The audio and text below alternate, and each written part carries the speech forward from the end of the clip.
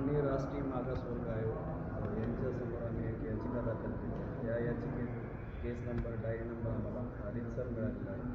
माननीय राष्ट्रीय मागासवर्ग आयोगाचे माननीय अध्यक्ष हंसराजजी आहे यांच्यासमोर आमची याचिका आणि संपूर्ण माहिती त्यांना दिली.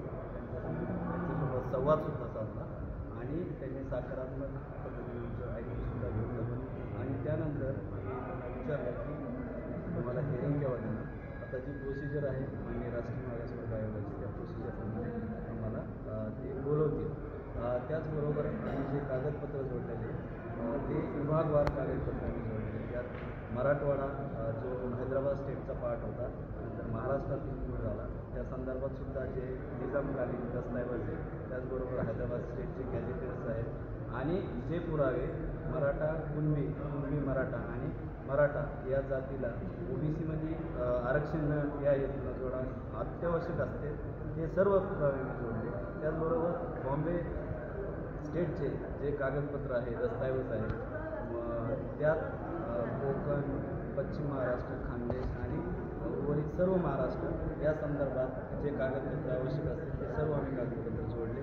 जे पूर्वी मराठा कुणबी मराठा या नोंदी असणारे जातीच्या त्यावेळी जी जनगणना झाली त्या जनगणनेनुसार ते टक्केवारीनिशी जे कागदपत्र उपलब्ध आहेत सरकारी राजकीय स्वतंत्र उत्तर काळातले आणि स्वतंत्र पूर्व काळातले ते सर्व कागदपत्र आम्ही मान्य कमिशनसमोर ठेवले. त्याचबरोबर आमच्या ज्या मागण्या आहेत महाराष्ट्रातील संपूर्ण मराठा समाज हा OBCमध्ये समाविष्ट करण्याच्या हेतूने आम्ही ती एक प्रार्थना केलेली आहे. त्याचबरोबर केंद्रीय यादीत मराठा समाजाला OBCमध्ये समाविष्ट करून घ्यावे ही एक मागणी आमची मुख्य आहे. त्याचबरोबर जे आत्ता नव्याने त्यांना कुणबी प्रमाणपत्र मिळालं मागच्या 2-3 महिन्याखाली त्यांच्या अनुषंगाने ज्यांचं 75 वर्ष स्वातंत्र्यानंतर सुद्धा नुकसान झालं त्यांनासुद्धा त्यांच्याविषयी एक वेलफेअर स्कीम किंवा स्टेटला डायरेक्शन देण्याच्या संदर्भात सुद्धा आम्ही मागणी केलेली आहे. जे आरक्षणापासून वंचित राहिले त्यांनासुद्धा न्याय मिळावा या हेतून आम्ही मागणी केलेली आहे.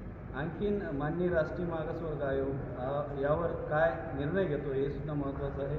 त्याचबरोबर मराठ्यांना OBCमध्ये घ्या ही आमची मूळ मागणी आहे आणि निश्चित प्रकारे आम्हाला आशा आहे की राष्ट्रीय मागासवर्ग आयोग राज्याला तसेच त्यांच्याही केंद्रसूचीत मराठ्यांना समाविष्ट करून घेईल आणि येणाऱ्या काळात मराठा हा OBCमध्ये असेल हे निश्चित मला खात्री वाटते. याचिका दाखल केल्यानंतर साधारण किती दिवसामध्ये या प्रकरणामध्ये सुनावणी अपेक्षित आहे?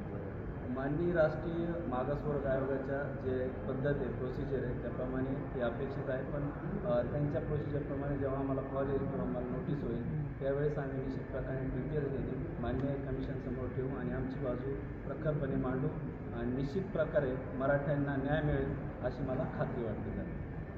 ठीक आहे.